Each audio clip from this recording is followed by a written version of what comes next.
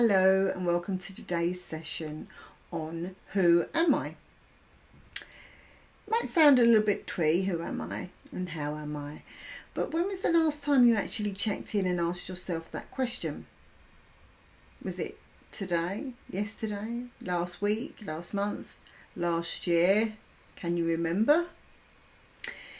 The thing is, we need to know when we're dealing with anxiety, we need to know what is us and what are the anxious symptoms, so we can separate them out.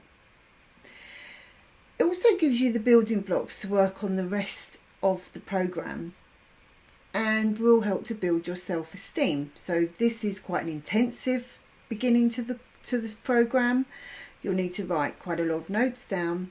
However, it will really make a difference for your future and for your understanding of yourself. Anxiety. So what is it? Anxious thoughts. What are they? Well, anxious thoughts are what come up due to fear or something we've heard or core belief we have about ourselves or some trigger or another. Anxiety continues because very often we allow the thoughts to get carried away. If we have a thought that's negative, it could lead to a negative emotion or feeling. If we have a negative emotion or feeling, it can lead us to feel and act in a way that's also negative. We may have negative behaviours or be withdrawn, for example, and that will lead us back to having negative thoughts again. Therefore, to take back control of our thoughts and the processes that we go through will help us to combat anxiety. So in knowing who we are, what our strengths are, what our limitations are, is really an important factor in overcoming our negative thoughts or our anxiety in itself. If we get to know ourselves, we can be at peace with ourselves and at peace with those around us. We can better handle the situations that we find ourselves in or the thought processes that we go through. And that is why we need to look at this in great detail. Let's face it, if we do not like ourselves, we're not in a very great position. So it's important that we have a good relationship with ourselves, know who we are and be okay with that. Many people try to escape themselves by changing jobs, changing where they live, changing friends, etc. But the thing is, you will always be carrying yourself with you. You cannot avoid yourself in the sense that you are the constant. So first of all, I want to look at what are my needs. Do you know what your needs are? Now, we have basic needs, which are things like shelter, warmth, food, water, security. But what are your actual individual needs? That's what we'll look at first. So think about these topics. What do I need in my relationships? What do I need within myself? What do I need in order to have purpose in life? In order to make ourselves get out of bed in the morning, we need purpose. What do I need from work? As a parent, as a caregiver, as a friend, what do I need?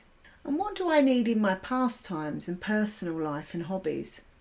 Importantly, are my needs met?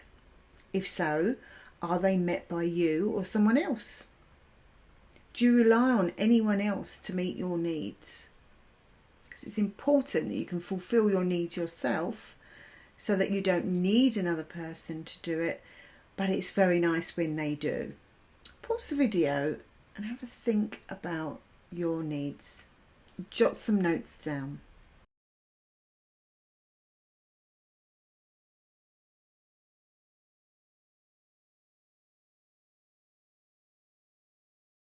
Think about what roles do I play, and Do I process between my roles? So we might be in work mode 1 minute. We might be a mum the next minute, or a father. We might be seeing a friend, so we're in that role. We may be a brother, a carer, an employee.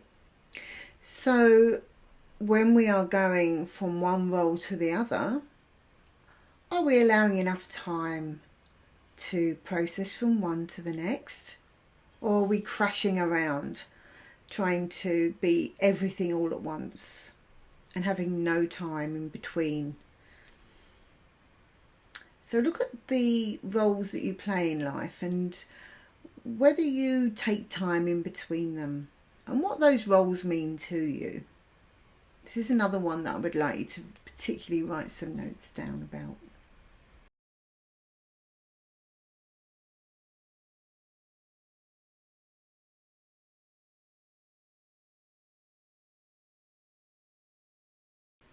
What is important to me? So what do I stand for? Do I have any particular ethics, such as being vegetarian or law-abiding or helping others? What do I stand for? And what is important to me? Make a few notes.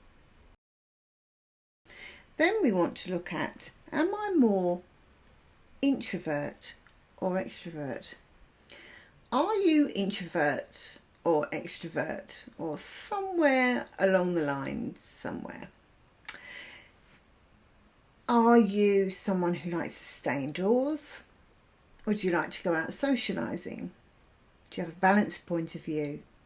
Are you somewhere down the middle? Are you quite loud, or are you more quiet? Who do you like to hang around with? Who are your friends? Are they louder, more quiet? What do you like doing? Are you more sociable, or do you like your own company more? And do you like the word hibernate? Knowing where we are when we're talking about being introvert or extrovert, it's the absolute core of us. And we do not need to change that part because that is our core personality. I've had clients coming to me saying, I wish I was more loud, I wish I could dance on the table like my friend, but they're an introverted person, so why would they want to expect that they would do that? Why would they want to be something they're not? And the same goes the other way round. I wish I was more reserved, more quiet. Well, we don't need to try to be something that at our core we are not. There are also omnivert, ambivert. You can look those up in your own time if you wish, but I won't go through those in this session because it becomes too complex. We just need to think about who we are at our core along the scale of introvert to extrovert. This one is a really nice exercise. It's all about what do I like and what makes me smile. So if you could make some notes about whether you have any hobbies, exercise routines that you like to do you like to cook, enjoy getting out in nature, what brings a smile to your face? A nice meal, watching wildlife, stroking a pet, seeing your family. At your core, what motivates you?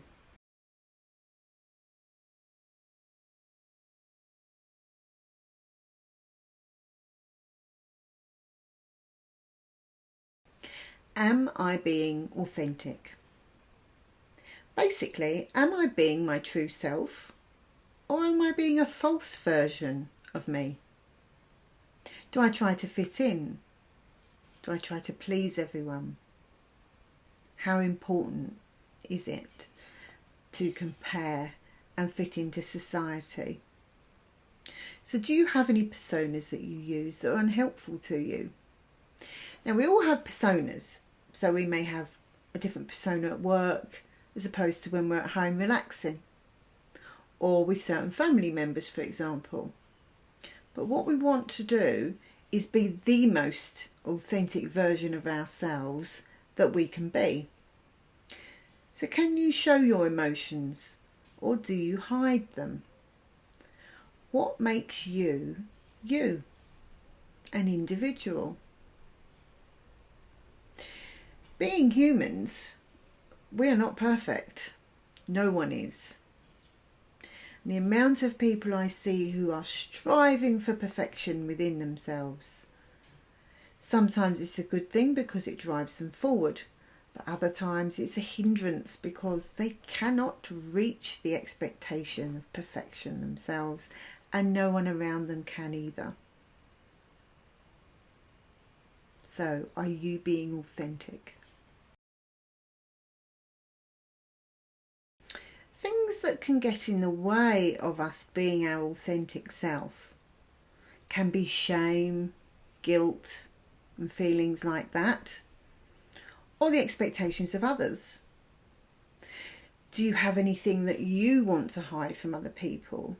Whether it be how much you drink, how much you work, what your darkest thoughts are.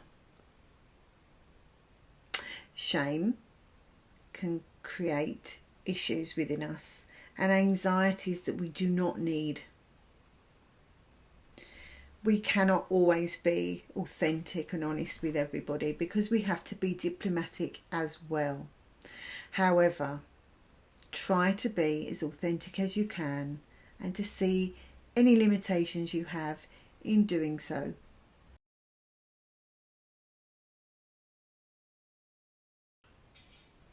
What have I accomplished? What have you got through in life so far? What tasks have you overcome? What do other people think of you? What are you good at?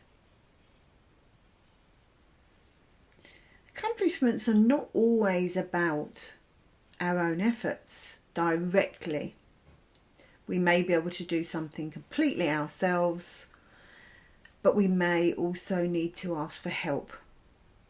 So if you can't fix a washing machine, you will automatically try to find a plumber who will call them up, arrange a quote and get your washing machine fixed. That's quite straightforward, and that's very acceptable usually because we cannot fix it ourselves, so we get someone else in.